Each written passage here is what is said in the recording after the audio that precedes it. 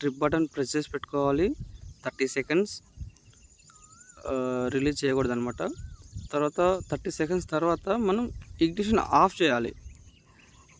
Ignition ఒక 10 seconds ఆఫ్లోనే పెట్టాలన్నమాట. చూడండి, నేను ఆఫ్ చేశాను. మళ్ళీ ఆన్ చేయాలన్నమాట. 10 సెకండ్స్ తర్వాత ఇగ్నిషన్ ఆన్ చేసి 30 సెకండ్స్ మళ్ళీ ఎప్పుడైతే ఇగ్నిషన్ ఆన్ చేసామో అక్కడ నుంచి మనం 30 సెకండ్స్ అట్లే కంటిన్యూగా పట్టుకోవాలన్నమాట.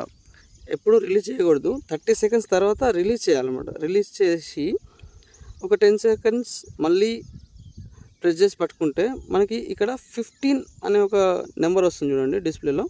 వదిలేసి నేను పట్టుకున్నాను చూడండి, చూపిస్తాను.